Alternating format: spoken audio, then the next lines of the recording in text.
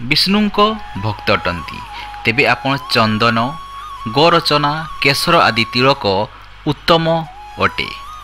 जदि आपण शिवଙ୍କ भक्त अटंती शैव भक्तଙ୍କ निमित्त श्वेतकाष्ठ चंदन बेलमूल को घोषी चंदन परी लगाइबा उचित। जदि आपण काली को भक्त अटंती काली निमित्त रक्त चंदन लाल रुजुंग आदि तामसी भावयुक्त चंदन लगाइबा उचित।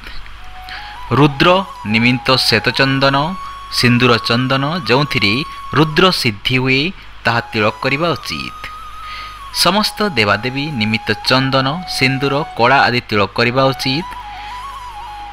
6 नंबर है समस्त स्वास्तिक देवी देवतांक निमित्त रक्त चंदन श्वेत चंदन सह वनस्पति मूल आदि जहाँ यही प्रकार तरंग रे प्रभावित होता है।